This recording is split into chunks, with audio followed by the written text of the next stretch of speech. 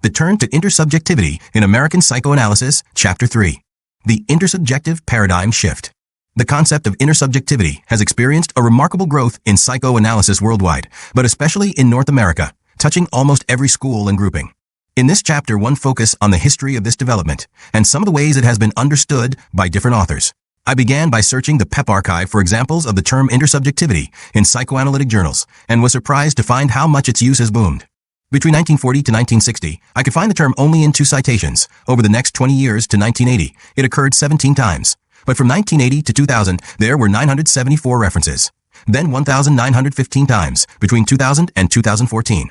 Of course, the word gets applied in many ways with multiple interpretations of its meaning. Despite this confusion of tongues, however, intersubjectivity has become a kind of shibboleth for contemporary psychoanalysis. Why did this term become so central for different analytic schools, and what conclusions might we draw from its prevalence? I suggest that the current popularity of intersubjectivity indicates a convergence in the development of different theoretical schools that have moved toward the so-called two-person model of mental functioning and clinical process, of which it represents a further step. Looking at the mutuality of the two-person interaction constitutes a paradigm change for psychoanalysis, building on the contributions of many previously ignored or rejected authors, from Ferenczi to Sullivan to Lacan. This shift may only be in its early phases. Important differences among two-person psychologies remain, and the basic assumptions continue to be contested by many analysts who defend Freudian metapsychology. Researchers continue to focus their efforts on the functioning of the isolated mind or brain, and the dynamics of individual mental processes remain relevant to clinical practice.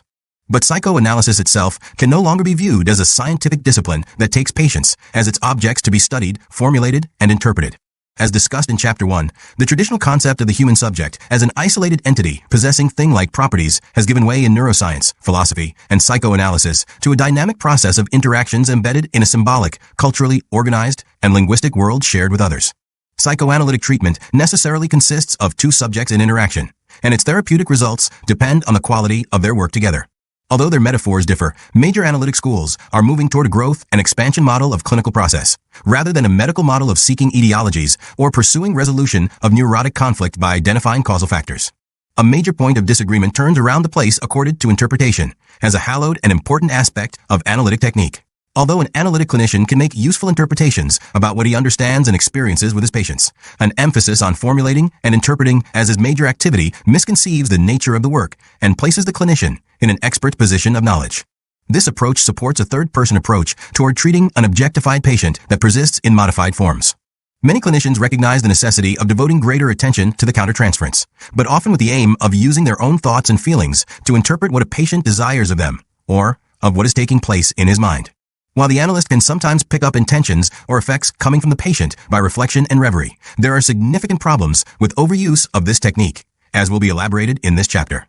Some practitioners also highlight an educational aspect of treatment in which the analyst shares with his patient something about himself. An intersubjective perspective takes the position that rather than attempting to identify what is happening in the mind of the patient, analytic process should focus on movement in the dialogue and the emergence of new ways of thinking and speaking.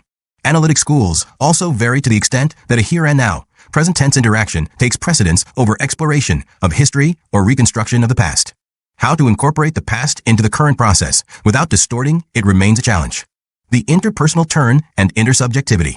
At first, almost the only way to think about the dual aspect of psychoanalysis was through the concepts of transference and countertransference, with the exceptions, always interesting to Freud, of the possibility of telepathic communication, and his more cryptic and perhaps equally mystical notion that one unconscious can communicate directly with another. One in the classic model, the transference arises from the patient's unconscious, from inside out, as it were, not from an external situation like the intersubjective encounter. By the 1930s, however, innovators like Sandor Ferenczi began to write about the influence of the person of the analyst on the analytic process, and in the United States, Harry Stack Sullivan went further in reinterpreting the phenomenon of transference. He explained the common observation of patients revealing distortions in their perceptions of relationships by referring to their interpersonal histories, thereby replacing the Freudian unconscious, driven by wishes and impulses, with a socially constructed set of learned expectations and fears. Anxiety, for Sullivan, reflected a concern about the response of an important other person, rather than an emerging drive threatening to overwhelm the ego or a signal of instinctual danger. Following splits in the 1940s in the New York Psychoanalytic Society, which rejected these ideas, along with many of Ferenczi's insights, Sullivan's followers, along with so-called neo-Freudians like Karen Homey, Eric Fromm, and Emma Thompson, founded new training institutes like the William Alanson White and, later, Karen Homey Institutes, where the importance of relationships was emphasized, very much in contrast to prevailing currents in ego psychology. The New York University postdoctoral program in psychotherapy and psychoanalysis set up a relational track in 1972 that produced many influential analysts. Benjamin Wallstan was an important figure in this reorientation, Bonowitz, 2009, by his emphasis on the effect of the analyst's personal psychology, mutuality in the relationship, and intersubjectivity. His concept of the interlock between analyst and patient, and its relation to the countertransference anticipated much subsequent work on reciprocity of influence. The decline of the hegemony of ego psychology in the United States opened the door for theories recognizing the two-person shift and the limitations of the drive defense model. Progress in infant research became a principal justification for the growing interest in intersubjectivity, influencing almost all schools of analysis, especially self-psychological, relational, and Bayesian theories. The mother-infant relational model strongly colors current conceptions of a clinical situation, highlighting its interactive nature and pointing to implicit, nonverbal processes. The prevalent concept of the analytic field, originally advanced by Barringer and Barringer, 2008, and widely cited in English-language publications, likewise supports an intersubjective model. On a wider cultural level, the postmodern criticism of meta-theories and the linguistic tum in philosophy impacted psychoanalytic thinking. The paradigm-changing question these sources raise might be summarized as what happens in the relationship between two subjects above and beyond the psychic apparatus, as Freud elaborated it, notably in the famous Chapter 7 of The Interpretation of Dreams. The personal subject in intersubjectivity. Growing out of its Sullivanian roots, one very common connotation of the word intersubjective presents it as a contemporary version of the interpersonal Tau court, in which case it can support a therapeutic approach almost emptied of Freudian sources. The interpsychic concept of the unconscious, the importance of psychological defenses, and the infantile transference, for example, play a less central role for interpersonal therapists than patterns of relationships. In return, Freudian analysts criticize what they view as a naive or oversimplistic view of the two-person relationship. Intersubjective theories go beyond the interpersonal to emphasize the contextual shaping of the subject as the effect of an interactive field, unlike the Freudian notion of ego-to-ego relations between sharply defined and distinct agents.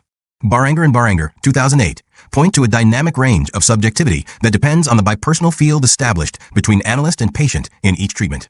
From this perspective, the traditional Cartesian subject of philosophy escapes from its inner enclosure and isolation to establish itself as necessarily and inherently constructed intersubjectively. The dependency of the subject on contextual interactions, however, does not eliminate a distinct intrapsychic domain. The cumulative effects of having a personal history with its private meanings and bodily experiences constitute an independent level of conceptualizing the individual subject. How these separate levels of the private mind and the protean subject of interaction articulate in clinical practice and conceptually presents a challenge to psychoanalysis.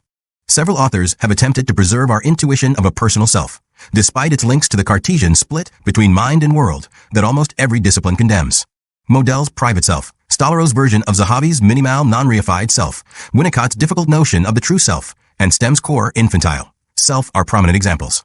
Scholars debate whether these concepts successfully bypass Descartes' ontological dualism as separation of a reflective subject from the outside world, and perhaps in practical terms we are unable to think otherwise than dualistically.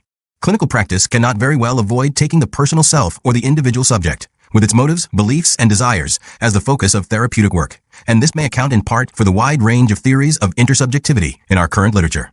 Intersubjectivity as relations between discrete nuclear selves with a tendency toward reification, as perhaps in self-psychology, defines one pole.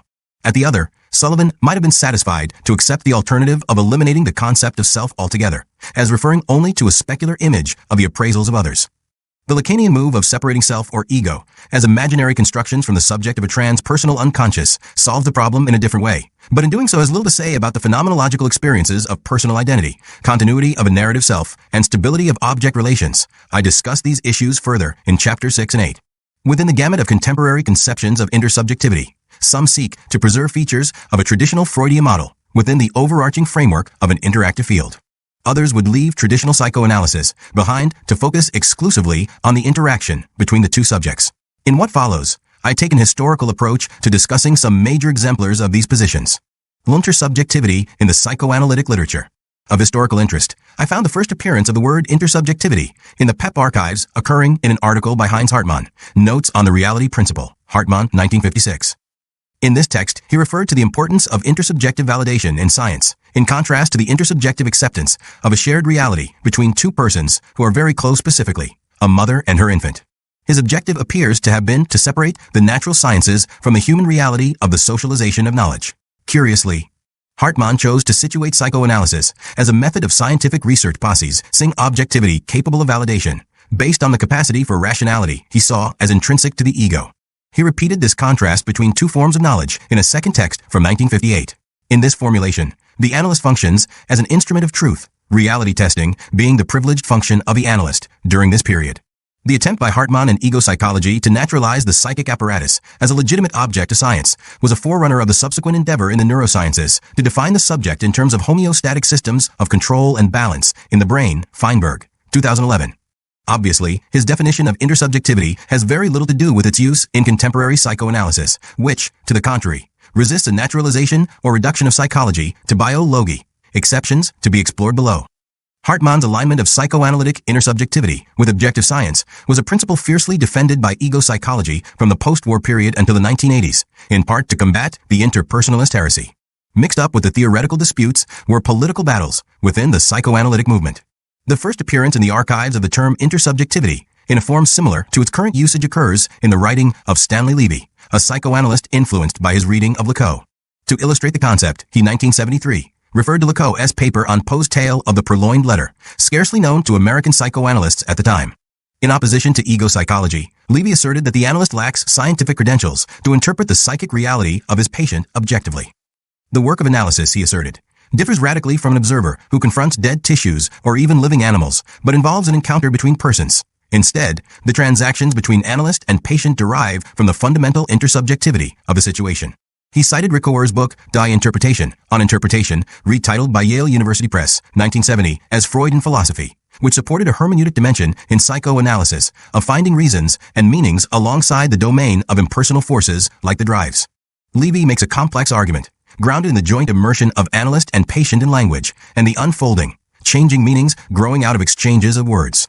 He portrays the analyst and patient primarily as speaking, interacting beings, linked through an open, polysemic network that carries a plurality of meanings. Here, as elsewhere, he anticipated current formulations of the analytical relationship as primarily an interactive process of mutual influence, rather than applied science. The important book by the Frankfurt philosopher Jürgen Habermas, 1968, Knowledge and Human Interests, famously characterized the error of Freudian psychoanalysis as its self-misinterpretation of belonging to the natural sciences. In advocating a hermeneutic approach, Habermas also highlighted the symbolic speaking relationship as intersubjective. In psychoanalysis, Modell advanced a similar position. His important book, Psychoanalysis in a New Context, 1984, set the tone for this conceptual change at a high level of theory construction, recognizing the developments in philosophical linguistics. In the new context, he advocated, separate selves intertwine in ways we are still struggling to understand. The self-experience of both patient and analyst, he wrote, 1984, page 251, is affected in the transference-countertransference process. Later, Modell, 2002, elaborated an interpretation of psychic life based on the linguistic process of metaphorization. The mind creates shared meaning through translation of bodily experiences into metaphors, i.e., the symbolic function, at the base of all subjectivity. Influenced by the linguist Johnson and Lakoff, and his collaborations with neuroscientists, Modell sees metaphorization as not only applying to language, but also describing a mode of functioning of the brain and a form of translation between different areas of the brain psyche. In this respect, he stands out as one of few American analysts who have pursued a link between the two distinct fields of psychoanalysis and neuroscience, rather than reducing one to the other. Modell's conception of intersubjectivity evokes the ambiguous and paradoxical status of self as at once a stable interior structure, as the nucleus of a personal psyche, and an ephemeral and changing entity depending on the other for its existence.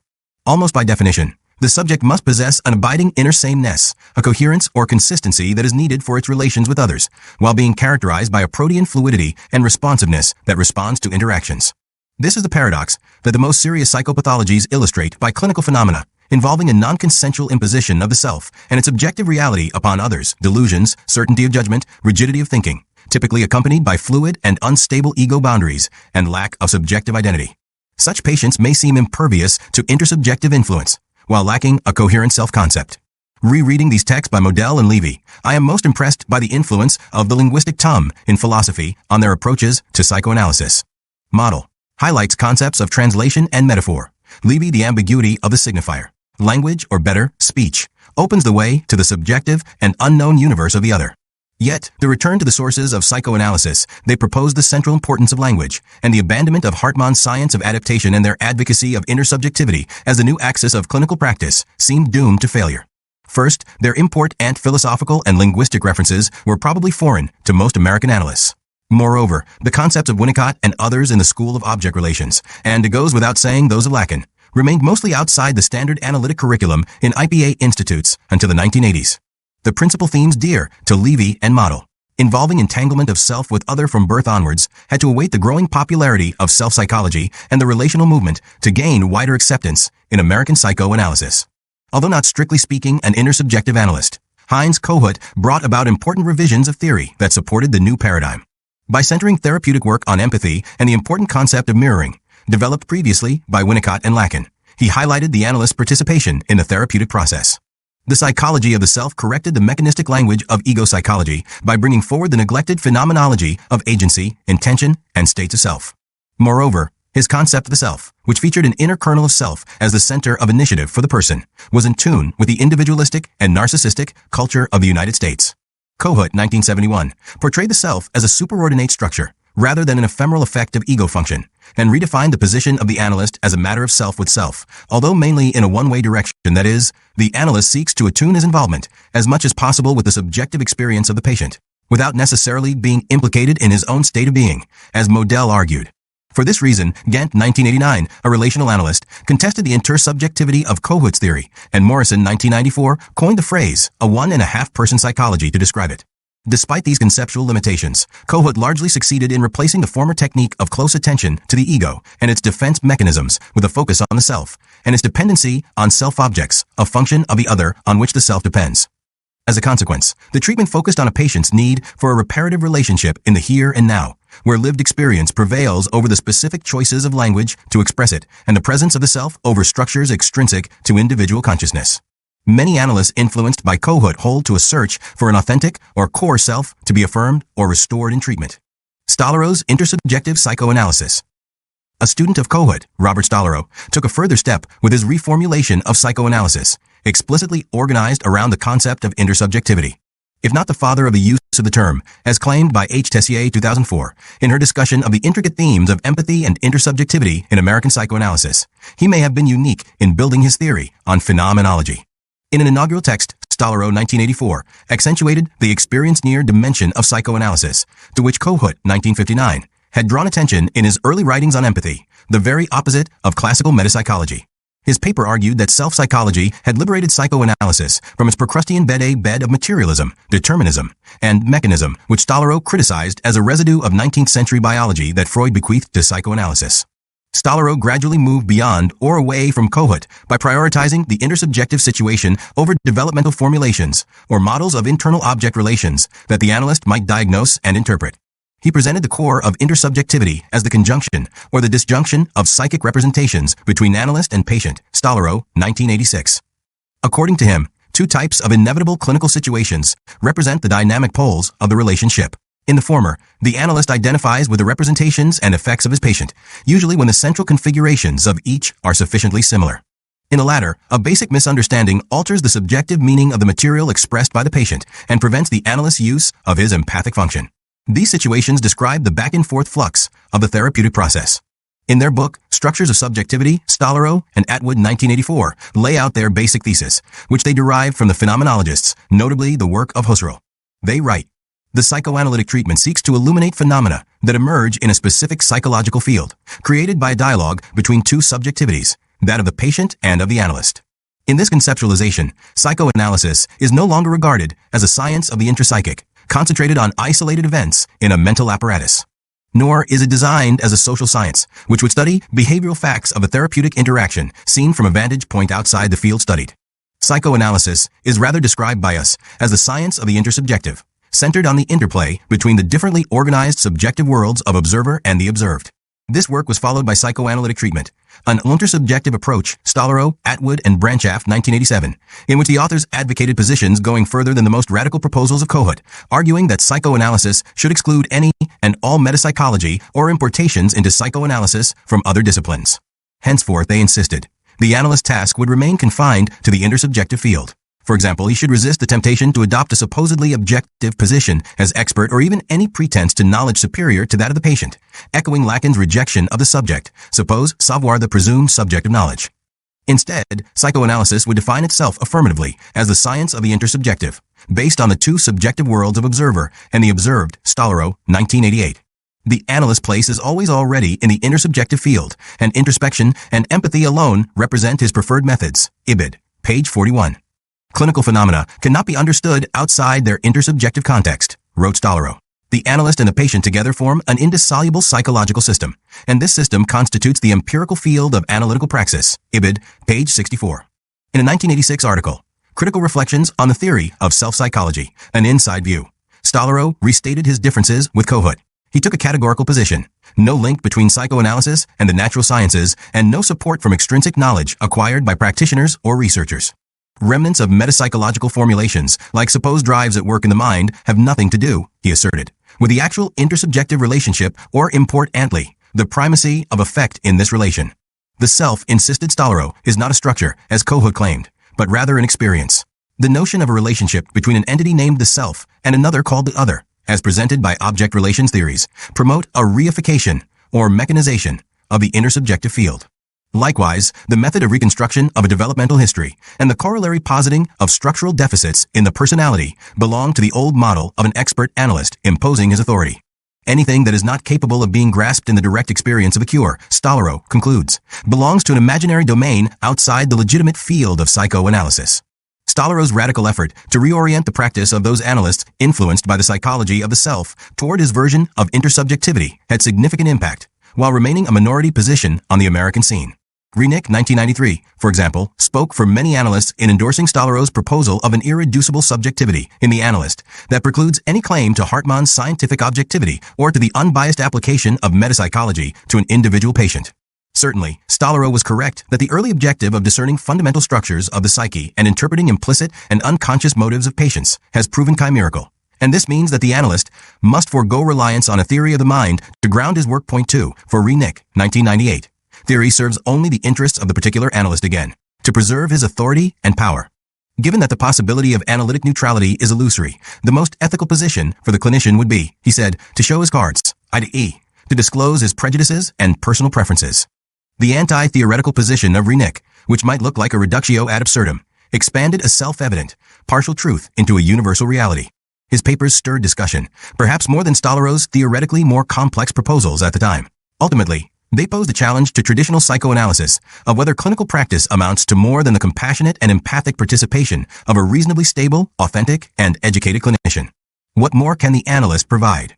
Although unfair to the sophistication of Stolorow's intersubjective psychoanalysis, Renick's ideas expose the limits of a phenomenologic approach. The issue involves phenomenology's rejection of the Cartesian conception of a subject as an internal observer trying to make sense of representations of the outer world in favor of the immediacy of subjective knowledge posited by Husserl and Heidegger. Do we need to analyze and interpret subjective experience to understand its sources, or can we rely on our empathic capacities to enter into it? The phenomenologist's perspective on empathy as inherent in intersubjective experience flows from their observation that from birth we are immersed in the world of others. The palpable truth of this assertion must be balanced against our equally valid experience of otherness and the effort required to understand another person. The pertinent question concerns the nature of the perceiving consciousness, already raised by many philosophers. Does not the unconditioned conscious for itself proposed by Sartre, the poor soy, filter its experience through categories, motives, and desires that are opaque to perception and thereby call for a hermeneutic of interpretation, a deconstruction of the frames used by the subject to organize his experience?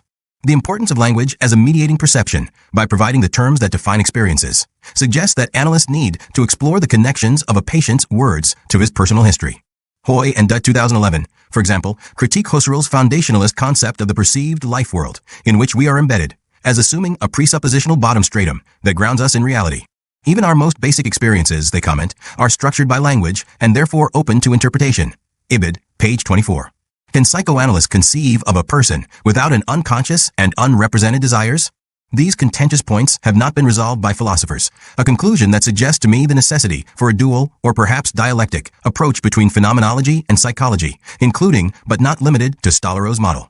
Relational psychoanalysis.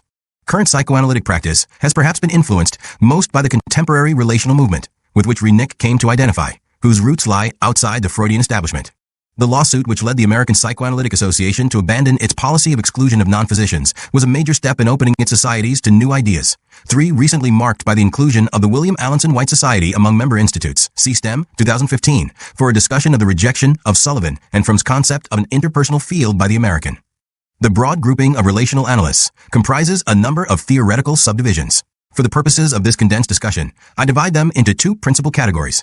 1. Analysts outside the American Psychoanalytic Association, trained primarily in independent institutes growing out of a Sullivanian tradition, and 2. Infant researchers working in laboratories of developmental psychology. Following Sullivan, interpersonal analysts repudiated the drive defense model dear to classic ego psychology, stigmatizing the classic theory as a one-person psychology, artificially isolated from the interpersonal and social matrix of subjectivity. The relational shift, as its name indicates, redirected therapeutic attention to the reciprocal relationship between analyst and patient, and especially the influence of the subjectivity of the analyst a two-person psychology.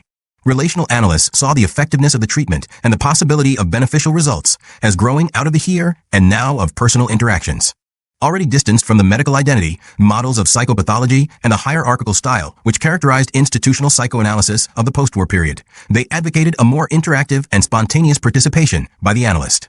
On the other hand, while opposing the notion that analysts could function as relatively detached diagnosticians and interpreters of reality, the emerging relational school incorporated many aspects of the Freudian theory of intrapsychic processes, albeit in revised forms. The appearance of Greenberg and Mitchell's 1983 landmark work on comparative theories of object relations constituted an important moment in the history of psychoanalysis in the United States. The work was original both by its ambition to summarize the major contributions in this area and by the quality of its research and arguments.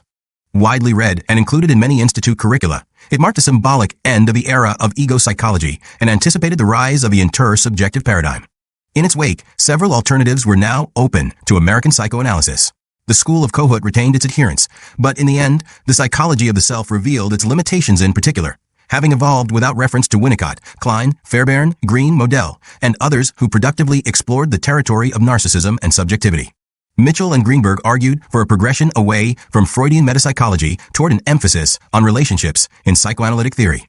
In their view, self-psychology lacked the explanatory concepts of object relations models, while the concept of self proved insufficient to establish an adequate framework for psychoanalysis. They noted that Kohut's theory of the self-object, an object that performs a function of a self, was already implicit in Winnicottian theory at the stage of object relating. In addition, they supported Stolorow's position that the psychology of the self-object lacks a place for a dynamic relationship between two separate subjects. Perhaps the growing critique of the drive defense models of ego psychology and of Kleinian and other object relations theories as representing one-person psychologies also helps explain the revival of interest in Lacan and Bion by American analysts.